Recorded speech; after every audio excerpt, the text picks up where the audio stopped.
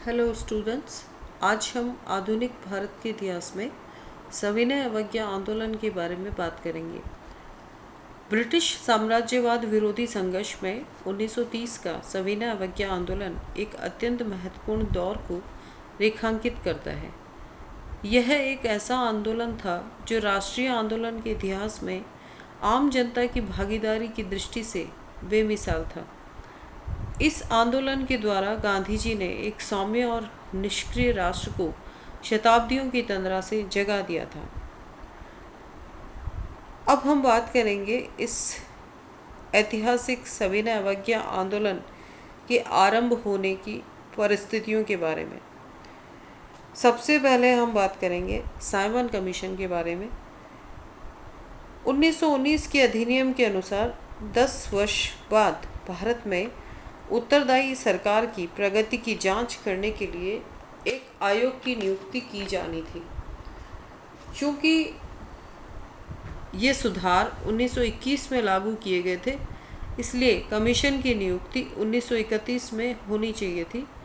लेकिन ब्रिटिश सरकार ने भारतीय सुधारों की जांच करने के लिए 1927 में एक कमीशन नियुक्त किया, जिसे साइमन कमीशन कहा गया। साइमन कमीशन के सारे सदस्य अंग्रेज थे। भारत सचिव लॉर्ड ब्रैकनहेड को यह पहले बताया गया था कि कमीशन में सारे अंग्रेज होने के कारण इसका भारतीयों द्वारा विरोध होगा, परंतु उसे इस बात की चिंता नहीं थी। कमीशन के सदस्यों और उसे सौंपे गए कार्यों ने स्पष्ट बता दिया कि ब्रिटिश उपनिवेशवादी भारतवासियों को कोई भी बड़े अधिकार नहीं देना चाहते थे। इस प्रकार से भारतीयों के आत्मसम्मान को गहरा आघात पहुंचा। कांग्रेस के मद्रास अधिवेशन में साइमन कमीशन के बॉयकॉट का नारा दिया गया। जब 7 फरवरी 1928 को कमीशन बम्बई पहुंचा तो इसके विरुद्ध अनेक प्रदर्शन किए गए। जहां भी साइमन कमीशन गया वहां काले झंडों, हड़तालों और प्रदर्शनों से इसका स्वागत किया गया। साइमन कमीशन वापस जाओ के नारे लगाए गए। भारतवासियों द्वारा साइमन का बहिष्कार किए जाने पर भारत सचिव लॉर्ड ब्रैकनहेड ने भारतीयों को ऐसा संविधान बनाने की चुनौती दी जिससे सभी भारतीय सहमत हो। ऐसी स्थिति में पंडित मोतीलाल नेहरू की अध्यक्षता में जवाहरलाल नेहरू, सुभाष चंद्र बोस, तेज बहादुर सप्रू, शबीब कुरैशी, सरदार मंगल सिंह, एम.एस. अने, सर अली इमाम, जी.आर. प्रधान आदि सदस्यों की कमेटी ने अपनी रिपोर्ट दी। इस नेहरू रिपोर्ट की जो मुख्य बातें थी उन पर हम एक नज़र डालें। इसके अनुसार औपनिवेशिक स्वराज्य और पूर्ण उत्तरदायी शासन की स्थापना होनी चाहिए। प्रांतों में उत्तरदायी शासन लागू किया जाए। सांप्रदायिक चुनाव पद्धति की समाप्ति हो। नए प्रांतों का निर्माण। मौलिक अधिकारों की सिफारिश। रियासतों पर केंद्रीय सरकार का नियंत्रण हो। कार्यकारिणी शक्ति सम्राट के पास हो। उच्चतम न्यायालय की स्थापना हो और प्रतिरक्षा पर विधानसभा का नियंत्रण हो। इस रिपोर्ट में पहली बार सभी दलों ने अपना सहयोग दिया था। यद्यपि यह रिपोर्ट अच्छी थी, परंतु तत्कालीन परिस्थितियों में बहुत अधिक प्रगतिशील मानते हुए सरकार ने इसे स्वीकार नहीं किया। ऐसी स्थिति में भारतीयों के लिए संघर्ष के अतिरिक्त और कोई मार्ग नहीं था।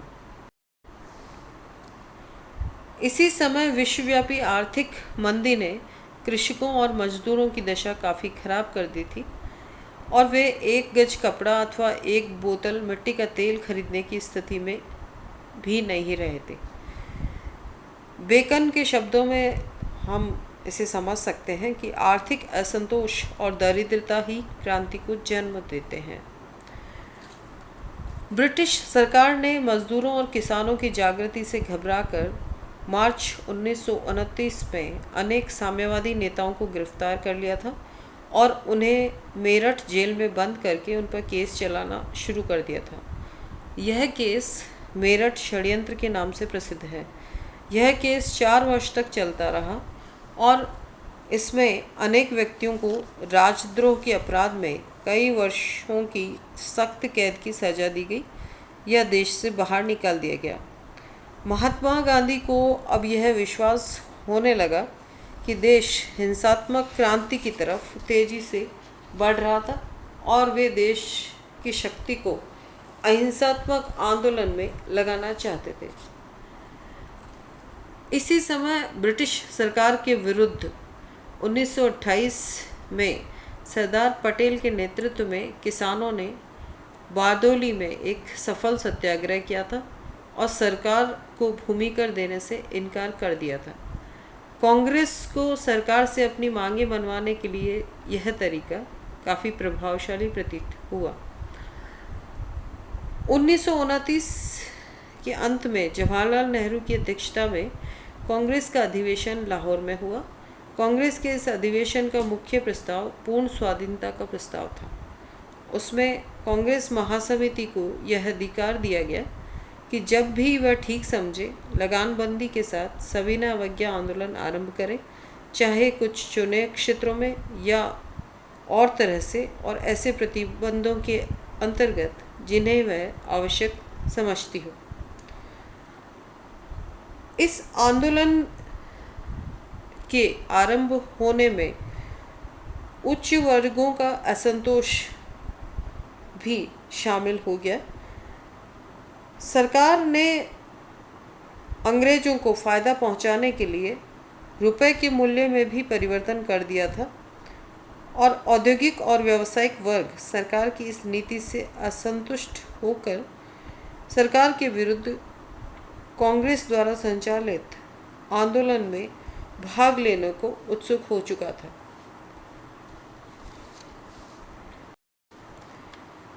गांधी जी ने समझौते के मार्ग का अनुसरण करते हुए वायसराय इरविन को यंग इंडिया में 11 शर्तें प्रस्तुत की, जिसके अंतर्गत संपूर्ण मदिरा निषेध, रुपए की विनिमय दर घटाकर 1 शिलिंग 4 पेंस की जाए, जमीन का लगान आधा किया जाए, नमक कर हटाया जाए, सैनिक व्यय में 50% कमी की जाए, सिविल सर्विसेज के वेतन 50% किए जाए, विदेशी कपड़े के आयात पर निषेध कर लगे, भारतीय समुद्र तट केवल भारतीय जहाज़ों के लिए सुरक्षित रखा जाए, उन राजनीतिक कैदियों को छोड़ा जाए जिन पर हत्या करने या हत्या के प्रयत्न का अभियोग नहीं है, गुप्तचर विभाग समाप्त किया जाए एवं आत्मरक्षार्थ हथियार रखने के लाइसेंस दिए जाए।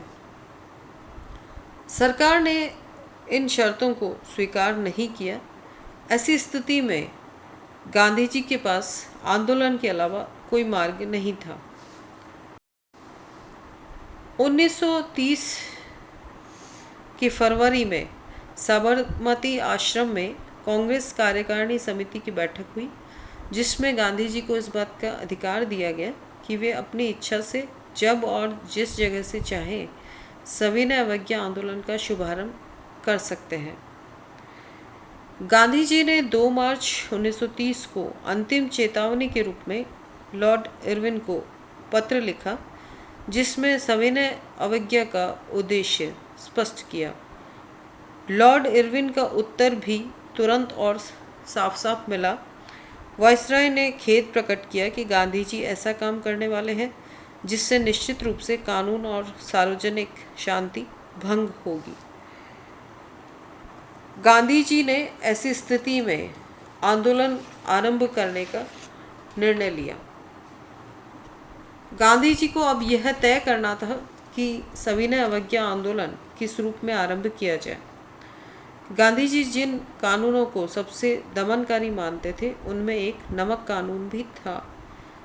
उनके अनुसार वह गरीब व्यक्ति को भी प्रभावित करता था साथ ही पूर्ण स्वराज के लिए सविनय अवज्ञा आंदोलन का शुरू किया जाना शायद किसानों के समझ में न आता, परंतु नमक जैसी रोजमर्रा के उपयोग की वस्तु पर कर लगाए जाने के विरोध में किए गए आंदोलन में किसानों का समर्थन सहज ही प्राप्त किया जा सकता था।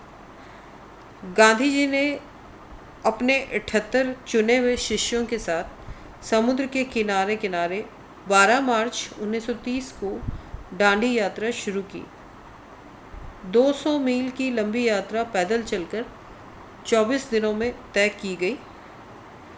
सरदार वल्लभ भाई पटेल ने आगे चलकर लोगों को गांधी जी के स्वागत के लिए तैयार किया। गांधी जी ने 6 अप्रैल 1930 को प्रातःकाल प्रार्थना के बाद समुद्र तट पर नमक बनाकर कानून भंग किया। गांधी जी ने जो नमक कानून तोड़ा वो सारे देश के लिए सविनय अवज्ञा आंदोलन के आरंभ का संकेत था।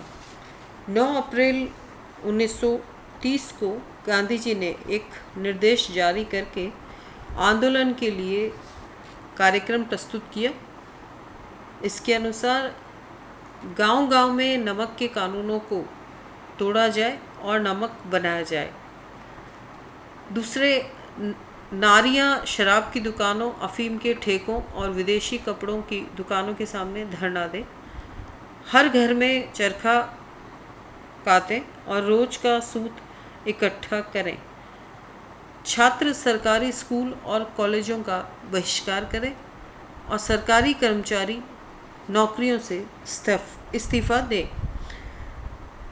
गांधी जी ने आंदोलन को इन्हीं सीमाओं में रखने की कोशिश की, लेकिन आंदोलन शीघ्र ही इन सीमाओं को पार कर गया।